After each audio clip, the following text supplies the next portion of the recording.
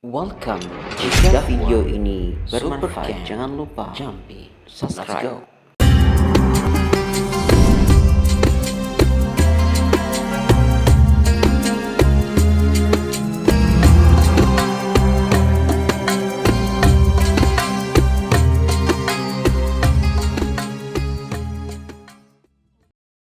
Maka oleh karena itu, menjadi umat Nabi Muhammad ini satu keberuntungan. Satu keberuntungan.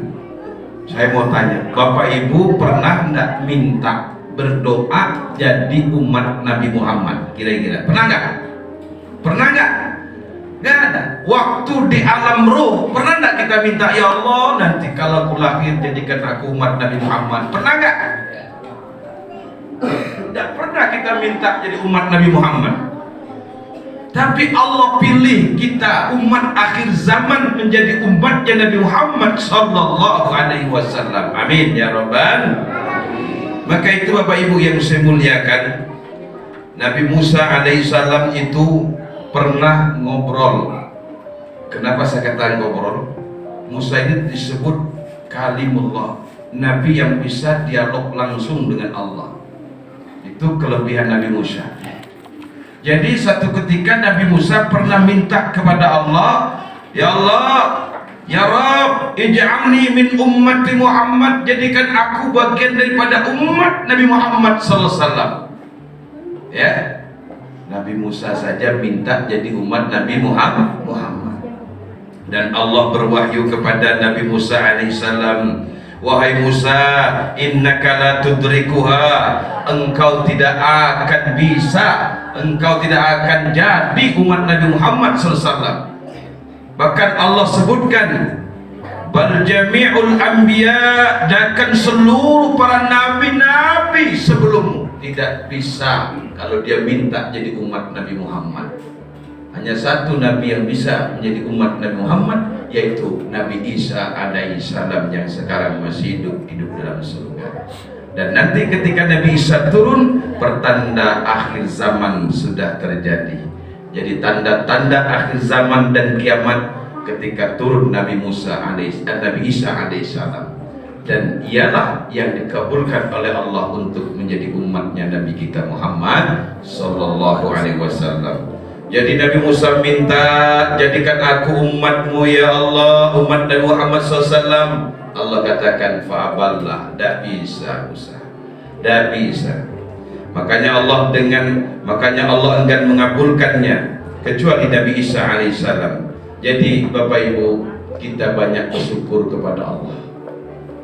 Kita umat akhir zaman, ketemu Nabi tidak, betul? Ada yang ketemu Nabi? Entah kalau dalam mimpi, tapi saya jamin saya pribadi saja belum pernah ketemu Nabi dalam mimpi. Ya, mudah-mudahan dengan peringatan Maulid Nabi ini kita semua diizinkan oleh Allah bertemu dengan Nabi dalam mimpi kita. Amin ya rabbal. Siapa-siapa orang yang mimpi ketemu dengan Nabi, pasti itu Nabi. Karena Nabi tidak bisa diserupakan dengan jin dan bahkan yang lain.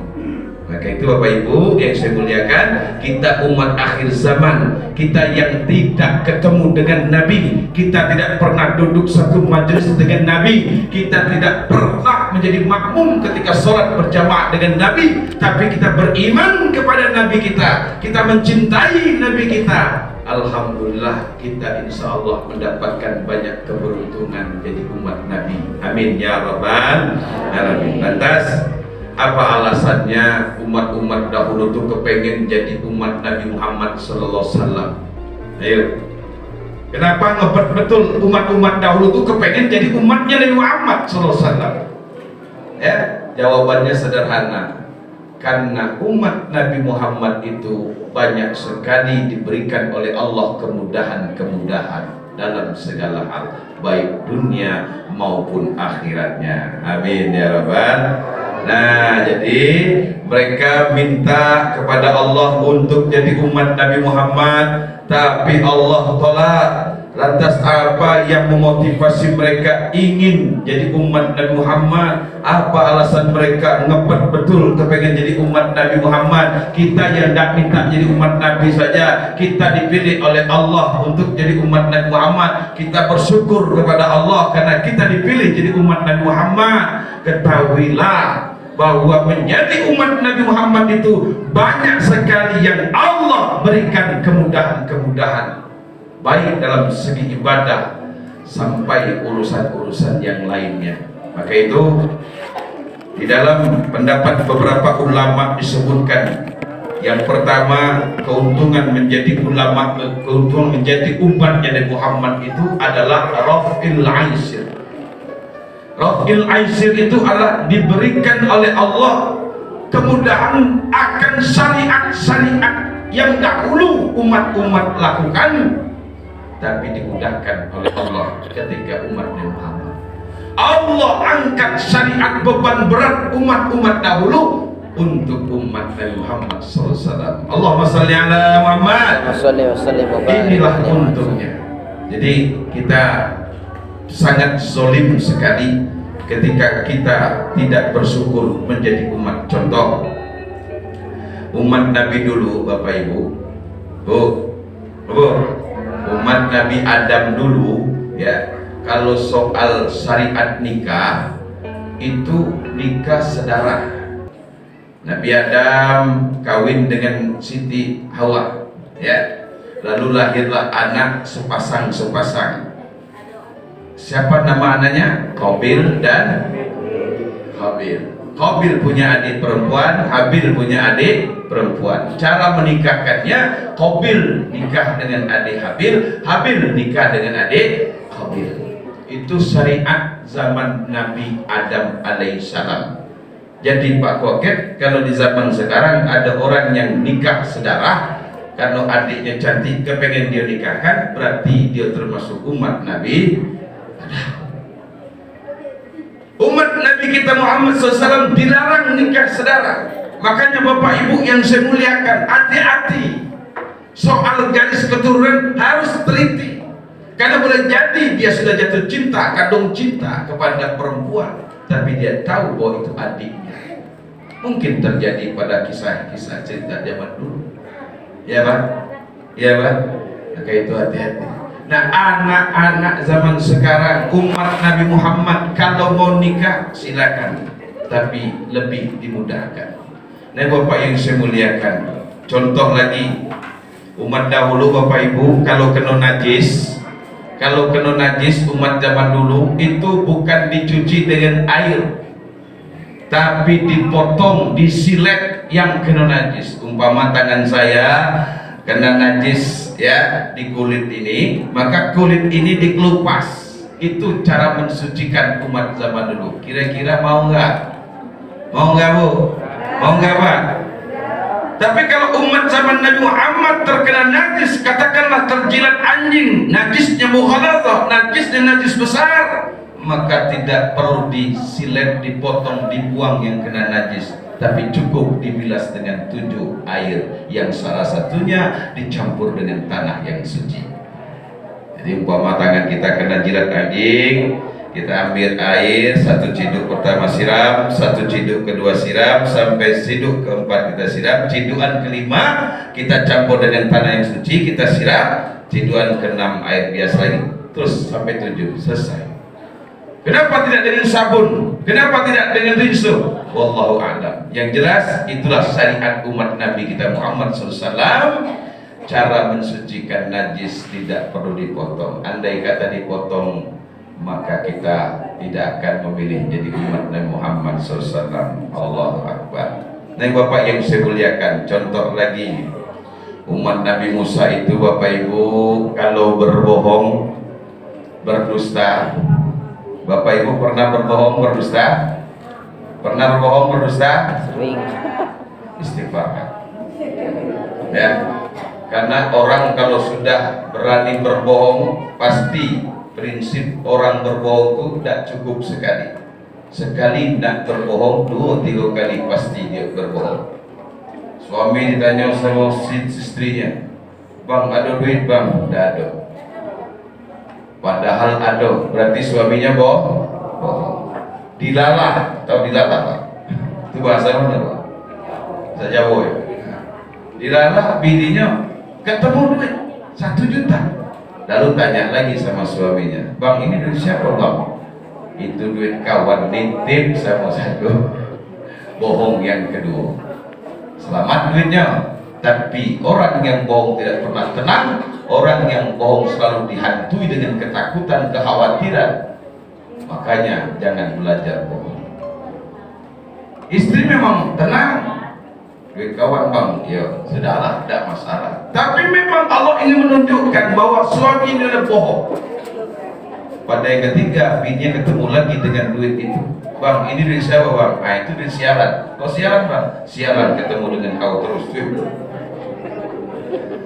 Nah Bapak Ibu, orang dulu kalau bohong lidahnya dipotong, aduh, nggak kebayang. Lidah dipotong kalau mau bertobat, berbohong, ngumpat, fitnah, ngomongi orang. Kalau ingin bertobat kepada Allah, lidahnya dipotong. Itu umat zaman dulu. Tapi umat Nabi Muhammad cukup dengan istighfar kepada Allah. Astagfirullah. Kalaupun tidak istighfar, ingin dosa-dosa lisan dan mulut kita gugur secara sistematik dan otomatis, sering-sering baca Al-Quran. Bu, sering-sering baca Quran. Karena orang yang membaca Quran secara otomatis Allah ampuni dosa-dosa yang ada di mulut dan di lisannya. Amin ya Rabbal. Tidak perlu istighfar, tidak. Karena itu sudah jaminan orang yang membaca Al-Quran otomatis dosa-dosa mulutnya diampuni. Tuh kalau orang dulu mulutnya, lidahnya dipotong. Orang dahulu kalau dia matanya melihat sesuatu yang tidak dibolehkan. Di zaman sekarang udah canggih Pak, ya. Apa-apa akses bisa masuk melihat sesuatu yang tidak dibolehkan. Ya Bu, ya Bu.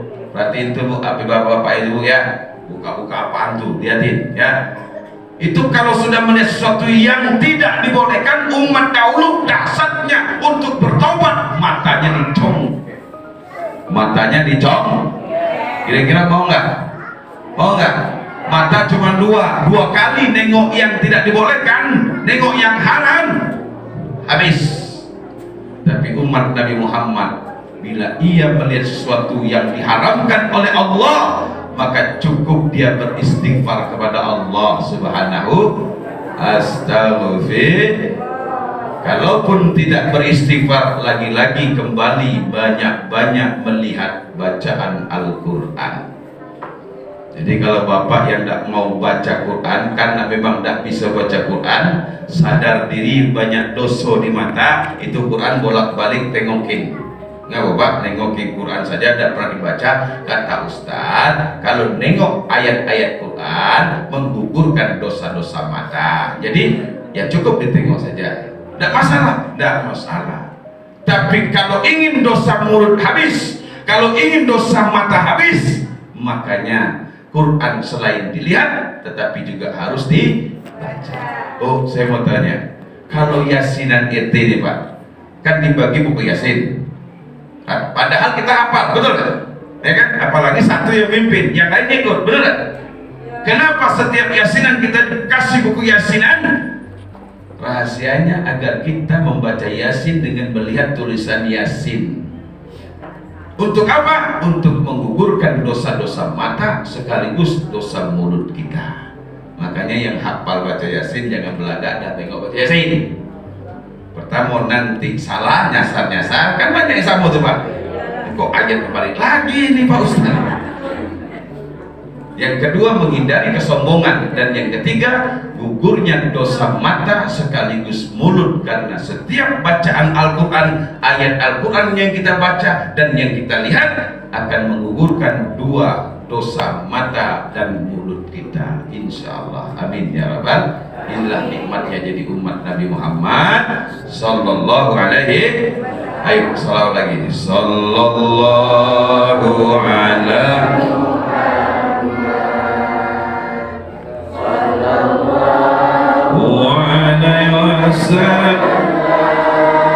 sallallahu ala Muhammad sallallahu